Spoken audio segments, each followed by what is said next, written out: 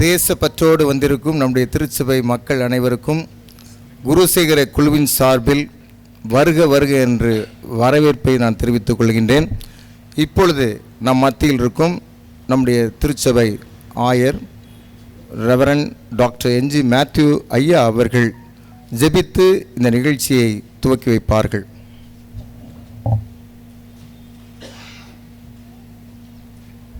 பிரார்த்தனை செய்வோம். நேசிக்கும் எங்கள் நல்ல ஆண்டவரே, இந்த அருமையான காலை வேலைக்காக நன்றி செலுத்துகிறோம். நாங்கள் உம்முடைய மக்களாக, இந்த நாட்டை சார்ந்தவர்களாக, நாட்டின் குடிமக்களாக ஒன்று சேர நீர் கொடுத்த இந்த அருமையான சூழ்நிலைக்காக நன்றி செலுத்துகிறோம்.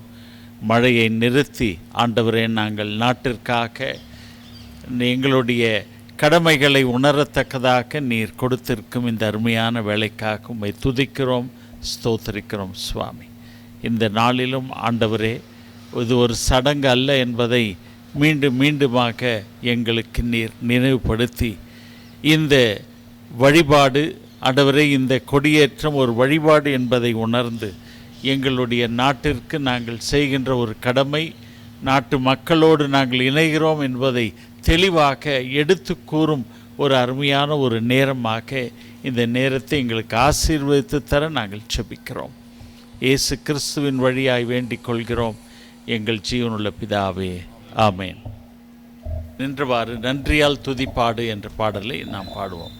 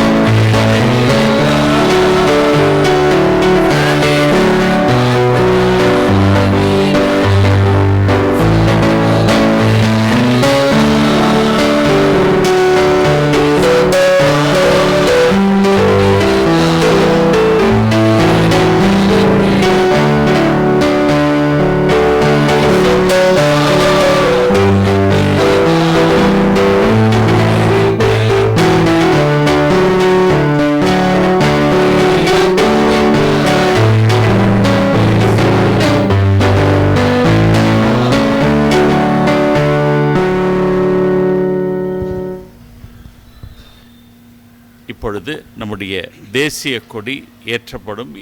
நம்முடைய செயலர் அவர்கள் இன்று கொடி ஏற்றுவார்கள்.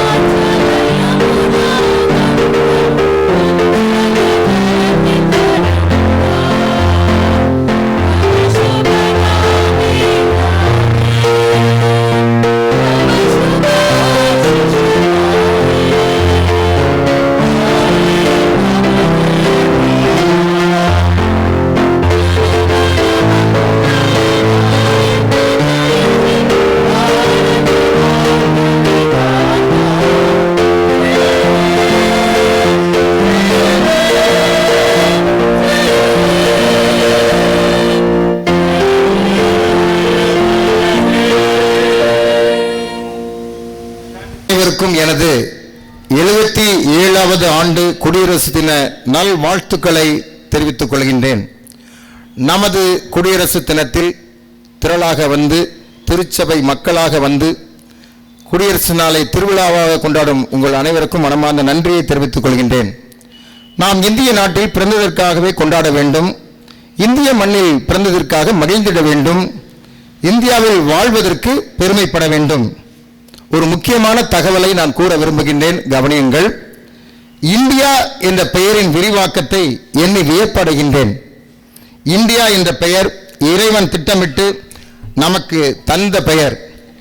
ஆகஸ்ட் மாதத்தில் விடுதலை பெறுவதை இறைவன் முன்பே குறித்து இந்தியா என்ற பெயரை கொடுத்துள்ளார். இந்தியா, அதன் விரிவாக்கம் I independent, N nation, D declared, I in A August, independent nation declared in August. மக்களே, இதை எண்ணி பாருங்கள், இது இறைவனின் திட்டம். இந்த இந்திய நாட்டின் பெயரை இப்பொழுது மாற்ற நிற்கின்றார்கள். நாம் வியப்போடு இருக்க வேண்டும், விழித்திருக்க வேண்டும், இறைவனிடம் ஜெபிக்க வேண்டும். இந்த பெயர் மாறக்கூடாது என்பதற்கு ஆகஸ்ட் மாதத்தில் சுதந்திரம் பெறுவதற்காக அந்த ஏ கூட இருக்கிறது. நாட்டின் பெயர் இறைவனுடைய திட்டம். குடியரசு தினம் என்பது மன்னராட்சிக்கு முடிவு கட்டப்பட்டு மக்களாட்சி மலர்ந்த நாள். நமது நாடு சுதந்திரம் பெற்ற பிறகும் பிரிட்டிஷ் அரசாங்கத்தின் அரசியலமைப்பு சட்டத்தை தான் பயன்படுத்தி வந்தோம். நமக்கென்று ஒரு அரசியலமைப்பு சட்டம் கிடையாது. தனியாக வேண்டும் என்பதற்காக சட்டமேதை அண்ணல் அம்பேத்கர் அவர்கள் 2 ஆண்டுகள் 11 மாதங்கள் 18 நாட்கள் இரவும் பகலும் கண் விழித்து அயராது உழைத்து உலக நாடுகளில் 60 நாடுகளின் சட்ட புத்தகங்களை படித்து ஒருங்கிணைத்து ஆங்கிலம் இந்தி ஆகிய 2 மொழிகளில் அந்த சட்ட புத்தகம் எழுதப்பட்டது. உலகிலேயே அதிக பக்கங்கள் கொண்ட சட்ட புத்தகம் நம்முடைய இந்திய நாட்டின் சட்ட புத்தகம் தான்.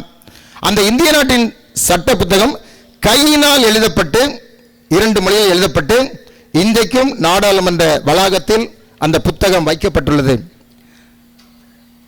இந்த அரசியல் அமைப்பு சட்டம் நடைமுறைக்கு வந்த நாள், இதன் தத்துவம் என்ன? ஒரு மனிதன், ஒரு ஓட்டு, ஒரு மதிப்பு என்பதுதான் குடியரசின் அடிப்படை தத்துவம். இதில் எந்த விதமான வித்தியாசம் கிடையாது.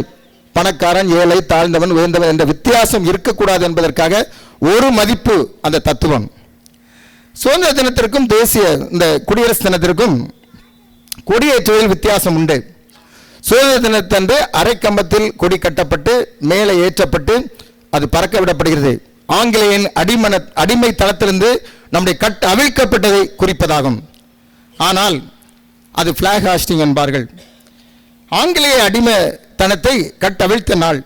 குடியரசு தினத்தன்று நாம் ஏற்கனவே சுதந்திரம் பெற்றுவிட்டதால் கொடி கம்பத்தின் மேலேயே கொடி கட்டப்பட்டு ஏற்றப்படுகிறது. இதற்கு பெயர் பிளாக் அன்ஃபர்லிங். சுதந்திரம் பெறாவிட்டால் நாம் குடியரசு நாடாக நிச்சயமாக இருக்க முடியாது. சுதந்திரம் பெற்று தந்த போராட்ட வீரர்களை தலைவர்களை, தியாகிகளை ஆண்டுக்கு 2 முறையாவது நாம் நினைத்து ஆண்டவருக்கு நன்றி சொல்ல வேண்டும். காந்திஜி, நேருஜி, நேதாஜி, ராஜாஜி, காமராஜி, கக்கன்ஜி, சர்தார் வல்லபாய் பட்டேல், பூலித்தேவன், வீரபாண்டிய கட்டபொம்மன், வேலு நாச்சியார், மருது சகோதரர்கள், VOC., Ma Po Si., Sathyamurthy, Thilagar, Thiyagar Kumaran, Tiruppur Kumaran, Thillaiyadi Valliammai, Tipu Sultan, Subramaniya Siva, Shenbagaraman, Bharathi, doctor Ambedkar, Periyar, Rose Victoria, Benjamin, Madurai George Joseph, பேராயர் வி.எஸ். அசரியா, பகத்சிங், சுகதேவ், ராஜகுரு, தோல ஜீவா, இன்னும் பெயர்களை அடுக்கிக் கொண்டே போகலாம். இவர்களை நாம் நினைவு கூற வேண்டும். திருப்பூர் குமரன் தியாகம் செய்ய போது மரித்த போது வயது 24. அவனுடைய மனைவி ராமாயி 90 வயது வரை வாழ்ந்தாள். 66 ஆண்டுகள் இந்த நாட்டிற்காக தன்னுடைய வாழ்க்கையை இழந்து, குடும்பத்தை இழந்து விதவையாக வாழ்ந்தாள் ராமாயி. எப்படிப்பட்ட ஒரு தியாகம்! 2ஆம் உலகப் போர் நடக்கின்றது. நமது நாட்டிலிருந்து கொள்ளையடிக்கப்பட்டு அரிசி, கோதுமை, அனைத்து உணவுப் பொருட்களும் வெளிநாட்டுக்கு, இங்கிலாந்து நாட்டுக்கு, அந்த பிரிட்டிஷ்காரர்களுக்கு எடுத்து செல்லப்படுகிறது. இங்கே நாமோ பசியால், பட்டினியால் மிகவும் கஷ்டப்படுகின்றோம். இங்கிருந்து ஒரு நேர்மையான பிரிட்டிஷ் அதிகாரி ஒரு கடிதம் எழுதுகின்றான் அப்போதைய இங்கிலாந்து பிரதமர் வின்ஸ்டன் சர்ச்சில் அவர்களுக்கு. என்ன கடிதம் என்றால், இந்தியாவில் உணவு இல்லாமல் மக்கள் செத்து மடிகிறார்கள், ஏதாவது உதவி செய்யுங்கள், இந்த உணவு இவர்களுக்கும் கொடுக்க வேண்டும் என்று எழுதுகின்றான். வின்ஸ்டன் சர்ச்சில் எழுதிய பதில், இந்தியாவில் இந்தியர்கள் எல்லாம் செத்துவிட்டார்கள் என்கிறாயே, காந்தி ஏன் இன்னும் சாகவில்லை என்று கேட்டானாம் லெட்டர் எழுதி. இது எவ்வளவு பெரிய காரியம்! அதே வின்ஸ்டன் சர்ச்சில் காந்தி இங்கு மறுக்கின்றார், சுட்டுக் கொல்லப்படுகின்றார். அப்பொழுது அங்கிருந்து ஒரு இறுதி அஞ்சலி இந்தியாவிற்கு எழுதுகின்றான். காந்தியின் அந்த போராட்டம் துப்பாக்கியோ கத்தியோ எடுத்திருந்தால் நாங்கள் பீரங்கியால் சுட்டுக் கொண்டிருப்போம். அவர் எடுத்த ஆயுதம் அன்பு என்ற ஆயுதம், அதனால் நாங்கள் அவரை சுட்டுக் கொள்ளவில்லை. அப்படி நம்மால் பிரிட்டிஷ்காரனால் பாதுகாக்கப்பட்ட காந்தியின் உயிரை எந்த நாட்டிற்காக போராடியாரோ அந்த நாட்டிலே, அந்த நாட்டின் மண்ணில் உள்ளவன் இந்தியனே சுட்டுக் கொண்டு விட்டான். இது மிகவும் கேவலம் என்ற ஒரு கடிதத்தை வின்ஸ்டன் சர்ச்சில் எழுதினார். இது ஒரு வரலாறு. காந்தியிடம் போய் கேட்கின்றார்கள், சுதந்திரம் பெற்று விட்டார்கள், உங்களுடைய செய்தி என்ன என்று.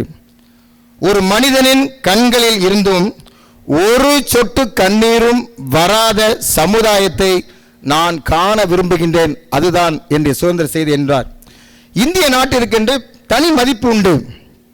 அமெரிக்க நாட்டின் சுதந்திரத்திற்காக போராடியவர் ஜார்ஜ் வாஷிங்டன், அந்த நாட்டின் முதல் அதிபராகின்றார். கியூபாவின் விடுதலைக்காக போராடியவர் பிடல் காஸ்ட்ரோ, விடுதலைக்காக போராடிய அந்த தலைவர் அந்த நாட்டின் முதல் அதிபராகின்றார். தென்னாப்பிரிக்க விடுதலைக்காக நெல்சன் மண்டேலா 20 ஆண்டுகள் சிறையில் இருக்கின்றார், அந்த நாட்டின் முதல் அதிபராகின்றார். நமது இந்திய விடுதலைக்காக போராடிய தலைவர் மகாத்மா காந்தி சுதந்திரம் கிடைத்த போது அதிபராகவில்லை, அதிகாரத்தை கேட்கவும் இல்லை, சுயநலமாய் வாழவில்லை, பொதுநலமாய் வாழ்ந்தார். பொதுநலம் கருதிய தலைவர்கள் வாழ்ந்த நாடு இந்த இந்தியா. அந்த பொதுநலம் எங்கே போனது? பொதுநலமுடையவர்கள் பொது வாழ்க்கைக்கு வரட்டும், பொறுப்பான பொறுப்புக்கு வரட்டும். இந்த நாளிலே, கடும் குளிரிலே நம்மையெல்லாம் பாதுகாப்பதற்காக நம்முடைய இராணுவத்தினர் எல்லையிலே அவர்கள் கண் விழித்து, நாம் தூங்குவதற்காக அவர்கள் கண் விழித்து அங்கே நம்மை பாதுகாத்துக் கொண்டிருக்கின்றார்கள். அவர்களை நினைவு கூறுவோம். தூய்மையான இந்தியா என்று சொல்லுகின்றோம். அந்த தூய்மையான இந்தியாவை உருவாக்குவதற்காக நம்முடைய தூய்மை பணியாளர்கள் எல்லாவற்றையும் சுத்தம் செய்து நம்முடைய நாட்டை தூய்மையான இந்தியாவை வைத்திருக்கின்றார்களே, அந்த தூய்மை பணியாளர்களை நாம் நினைவு கூறுவோம். ஒரு நிறைவாக ஒரு செய்தி, முக்கியமான செய்தி. இந்தியாவில் இந்திய தேசிய காங்கிரசின் முதல் தலைவர் 1884ஆம் ஆண்டு டிசம்பர் 28இல் பம்பாயில் தேர்ந்தெடுக்கப்படுகின்றார். அவர் ஒரு கிறிஸ்தவர் என்பது வரலாறு. யாருக்காவது தெரியுமா? கல்கத்தாவை சேர்ந்த உமேஷ் சந்திர பானர்ஜி. கிறிஸ்தவனின் பங்கு எந்த அளவுக்கு அந்த தினம் இருந்திருக்கிறது என்று நினைத்து பாருங்கள். இந்த வரலாறை நாம் நினைத்திடுவோம். வளமையான இந்தியா உருவாகட்டும், நலமாக இந்தியர்கள் வாழட்டும் என அனைவருக்கும் குடியரசு தின நல்வாழ்த்துக்களை கூறி விடைபெறுகிறேன். நன்றி, வணக்கம். ஒரு வசனத்தை நான் வாசிக்க விரும்புகின்றேன். 67ஆம் சங்கீதம். முதல் 2 வசனங்கள். கடவுளே என் மீது இறங்கி எமக்கு ஆசி வழங்குவீராக. உம் திருமுக ஒளியை என் மீது வீசுவாராக. அப்பொழுது உலகம் உமது வழியை அறிந்து கொள்ளும். பிற இனத்தார் அனைவரும் நீர் அருளும் மீட்பை உணர்ந்து கொள்வர். கடவுளே மன்னிக்கும். 2 வசனங்கள். இந்த 2 வசனங்கள் பொதுவாக வழிபாட்டில் எங்கே வருகுதுன்னு சொல்ல முடியுமா?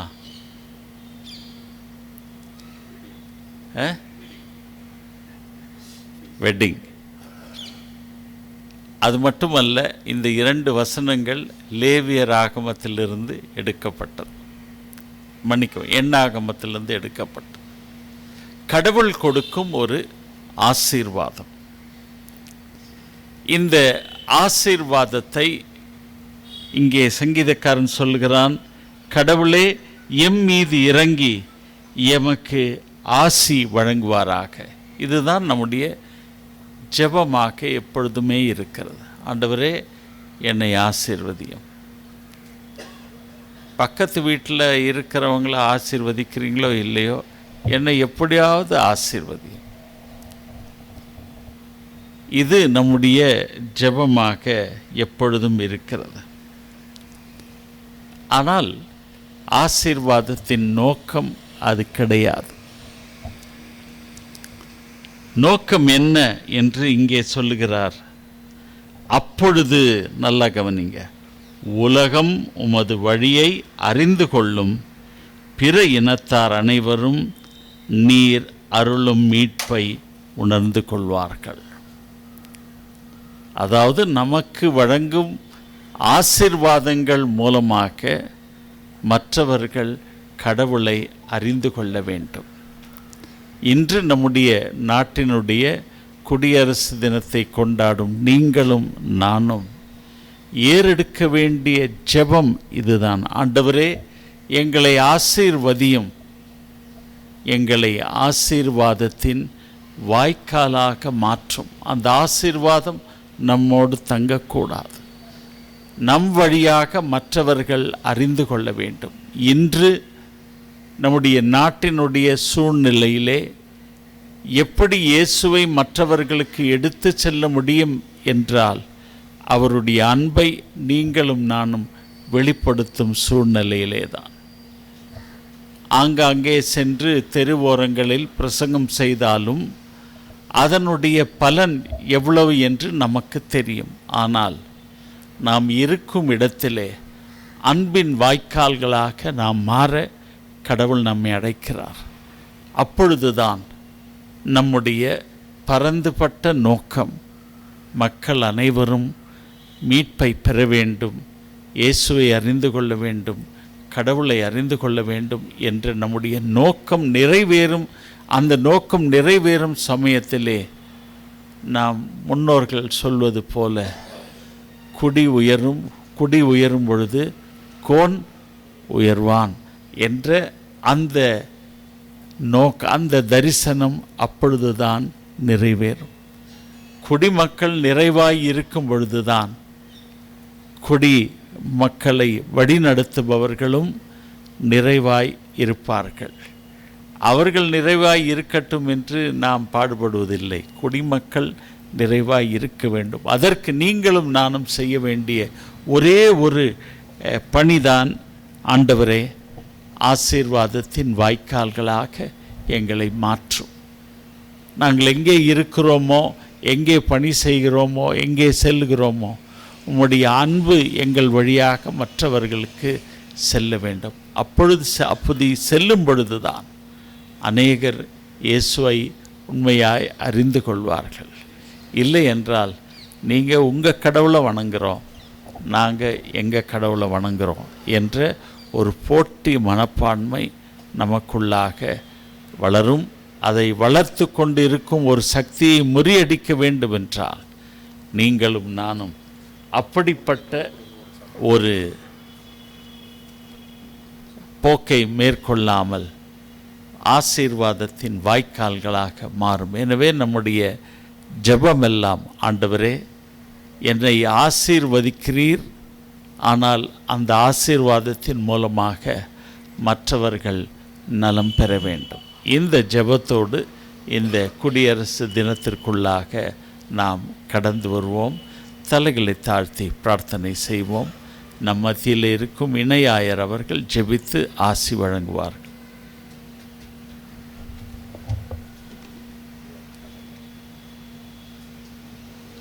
Let's pray. Dear Heavenly Father, we want to thank you and praise you for showing this beautiful day in our lives, where we are celebrating the Republic Day of India, 26th January. We want to thank you for all those people who spend their lives, their reputations, their wealth, and everything that they had to see that India not only begins to become independent, but India has its own constitutions, its own democracy, and it is governed by itself and the people living in it. We want to thank you for the constitutions that you have given to us in our country that governs us and gives us our rights and teaches us our duties towards our nation and towards each other. And above all, we thank you for granting us your words through the Bible and your Spirit to understand all that is in that, so that we can become best of the citizens of our country, India, and help the goodness in India that you have granted to continue and to thrive.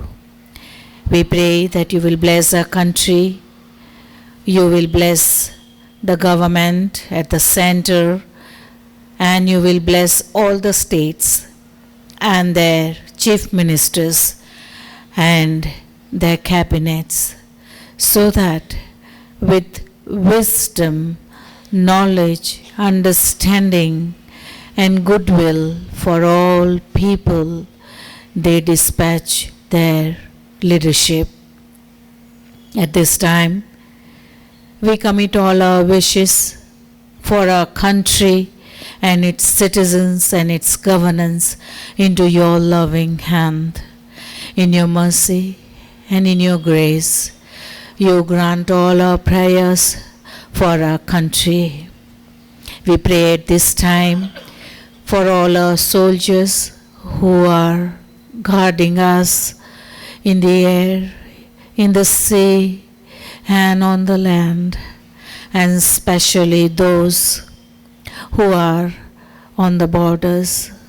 We pray that you will protect them from all evil, harm, and danger that lurks from the surrounding countries who are not friendly with us.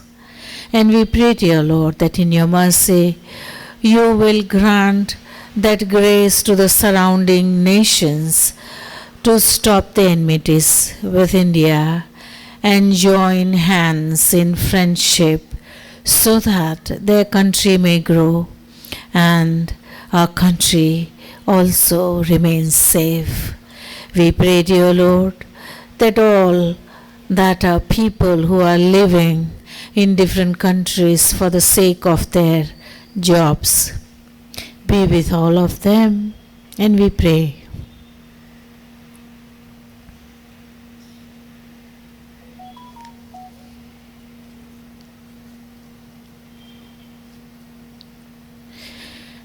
That you will keep them all safe and remove all their fears. We ask this in Jesus' precious name. Amen. Unto God's gracious mercy and protection, we commit you.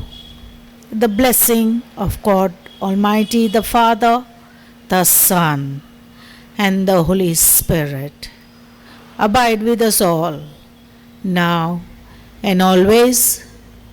Amen. Let's say together. என் ஆத்மாவை கர்த்தரை ஸ்தோத்ரி, என் முழுமே பரிசுத்த நாமக்கி ஸ்தோத்ரி.